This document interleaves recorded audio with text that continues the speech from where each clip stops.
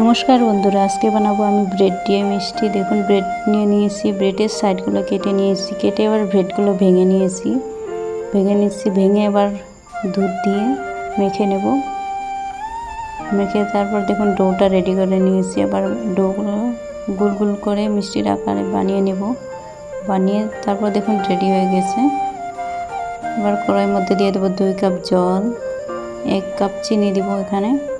দেখুন জলটা ফুটে এসেছে। এবার 1 কাপ চিনি দিয়ে নাড়িয়ে মিষ্টি শিরাটা তৈরি হয়ে গেছে। এবার নামিয়ে নেব। নামিয়ে কড়াইটা ধুয়ে বসিয়ে দিয়েছি। এবার দিয়ে দিলাম সাদা তেল।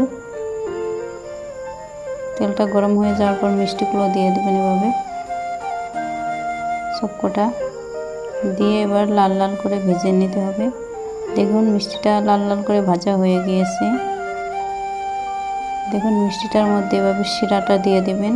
মিষ্টিটা আমার রেডি হয়ে গিয়েছে। 5 মিনিটে মিষ্টি।